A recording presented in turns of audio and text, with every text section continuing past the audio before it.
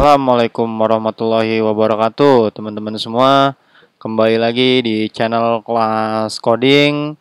Kali ini kita akan melanjutkan pembahasan kita tentang ini ya, yang instalasi tool ini. Kita akan membahas lagi di episode 3, yaitu tentang struktur dasar HTML. Yuk, kita lanjut aja.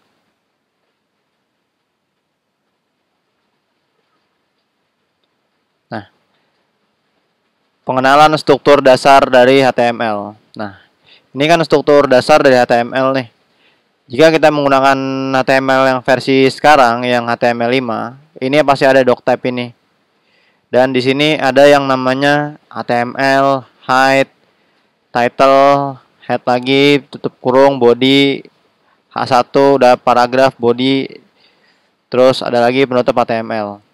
Nah, di sini apa fungsi-fungsi ini? Jadi ini adalah kerangka ya, kerangka yang saya udah sebutkan di video awal kemarin di video 1. Teman-teman bisa cek aja di sini. Linknya ada di atas. Jadi strukturnya dari sini, ada dari HTML. Kenapa kita buat struktur HTML ada head? Head itu jadi kepala ya. Jadi setiap yang namanya link, baik itu link internal, eksternal, terus ada lagi style. Jadi kita taruhnya di head ini. Dan kita lanjutkan dengan penutup head ini. Lalu ada body. Body itu apa? Body itu adalah isi dari konten yang akan kita tampilkan kepada website. Jadi tampilan depannya itu kita naruhnya tuh di konten di body ini semuanya. Nah, body ini pasti selalu diakhiri dengan garis miring body sama, lalu lanjutkan lagi dengan garis miring HTML. Jadi penutup HTML-nya ketika kita buat di sini, kita juga perlu tutup di sini. Kurang lebih seperti itu. Nah, sekarang lanjut mengenal perintah tag HTML. Sebagai sebuah bahasa markup, HTML membutuhkan cara untuk memberitahu web browser apa fungsi sebuah teks. Apakah teks itu ditulis sebagai sebuah paragraf, list, atau sebagai link. Dalam tanda HTML, tanda ini dikenal dengan istilah tag. Nah, berikut adalah format dasar penulisan tag HTML. Jadi kita kayak seperti tadi ini. Nah, ini kan tag nih. Ini namanya tag di HTML. Nah, setiap kita menuliskan ini, kita juga akhiri dengan penutup seperti ini. Kurang lebih seperti ini contohnya. Kita bikin tag penutup, misalnya bikin tag P. Nah, ini kita tutup lagi dengan tag P juga. Kurang lebih gitu. Nah, masuk ke contoh aja ya. Heading. Jika kita menulis suatu judul halaman website, maka kita menggunakan tag heading sebagai berikut. Jadi H1 ini ada judul halaman, lalu diakhiri dengan H1 ini. Jadi kalau kita mau bikin judul di HTML, jadi kita menggunakan tag yang namanya H1 ini.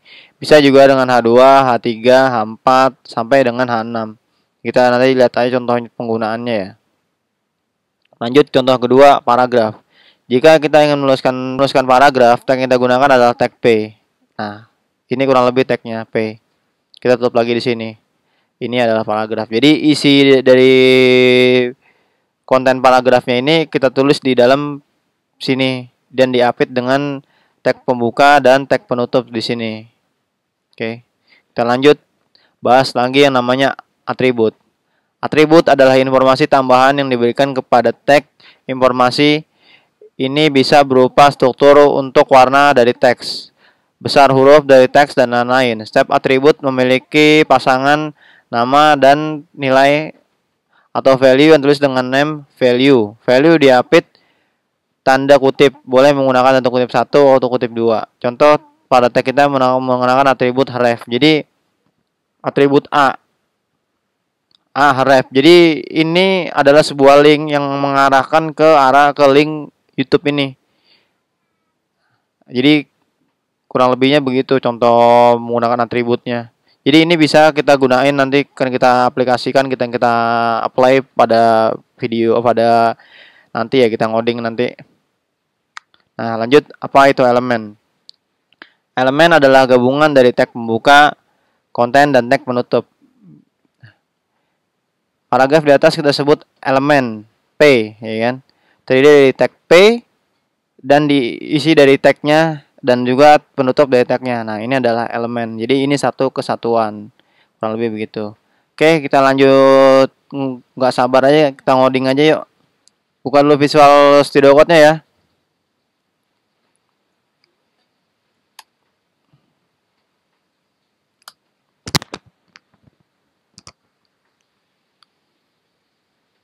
Nah, ini udah dibuka. Kita perbesar aja.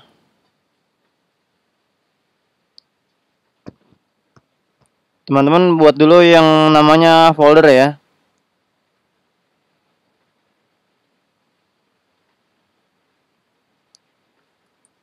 Sorry, buat dulu namanya folder.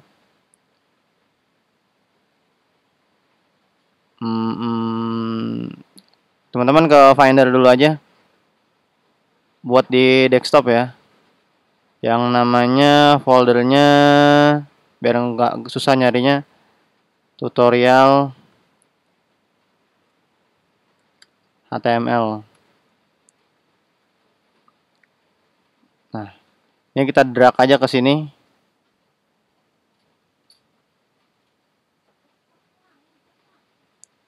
Nah, lalu kita buat file di sini yang namanya index.html. Jadi kalau setiap ngebuat yang namanya file HTML, teman-teman buat yang namanya extension belakangnya html.html. Nah, di sini kita buat dulu yang namanya doctype. Tadi nah di doctype HTML. Jadi kalau HTML5 makanya begini ya. Terus kita buat lagi yang namanya di sini HTML. Nah, lalu teman-teman buat di sini yang namanya body. Lalu bukan body, head dulu. Baru body. Nah, kurang lebih strukturnya seperti ini ya.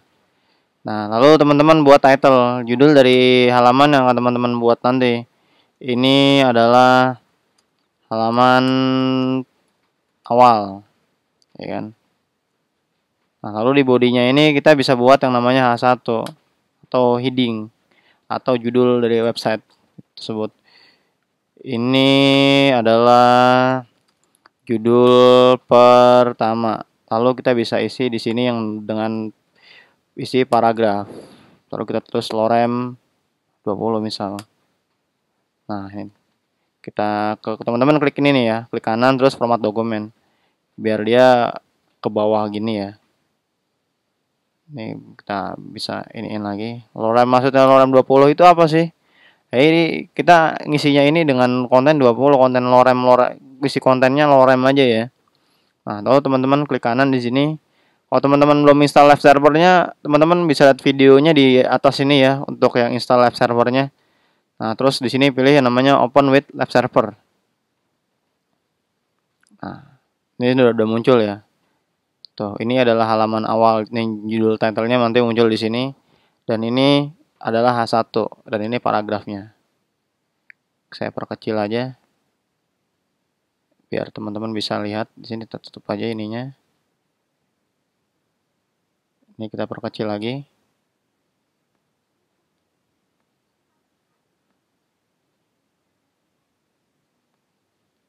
Nah, kenapa saya saranin teman-teman install yang namanya live server?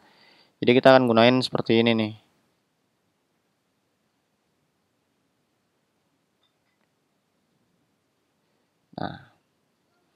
Nah, ini kan H1 seperti ini tulisannya nih. Coba kita gunakan H2. Ini adalah judul kedua. Kita Ctrl S saja, Ctrl Save. Nah, ini akan langsung nambah ya. Nah, ini adalah penggunaan dari H1 atau heading pertama dan ini heading kedua. Jadi otomatis dia ngecil ya.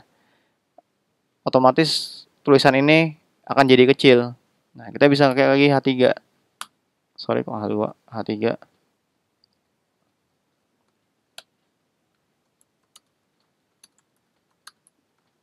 Kita Ctrl S. Nah, dia akan berubah menjadi lebih kecil lagi.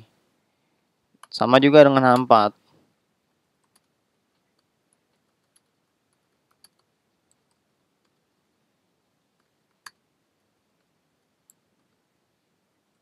Nah, ini juga lagi lebih mengecil lagi. Berarti kalau sampai H6 kecil banget tuh Mas. Iya, jadi gunanya untuk apa? Jadi gunanya ini nanti teman-teman kita akan pakai ke depannya juga bikin menggunakan H1 sampai H6 ini fungsinya untuk apa? Kita akan coba explore lebih jauh di video-video selanjutnya ya.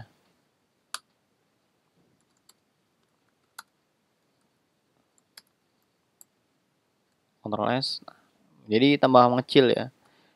Nah, nanti di video-video selanjutnya saya juga akan ngasih tahu kapan sih kita gunain tag-tag dari H1 sampai H6 ini.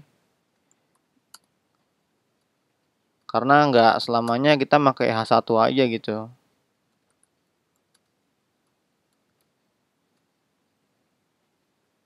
Nah, lebih kecil ya.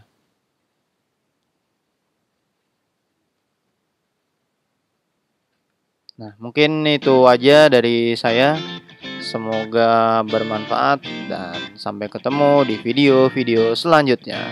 Jangan lupa di like, komen, dan subscribe Kelas Coding. See you.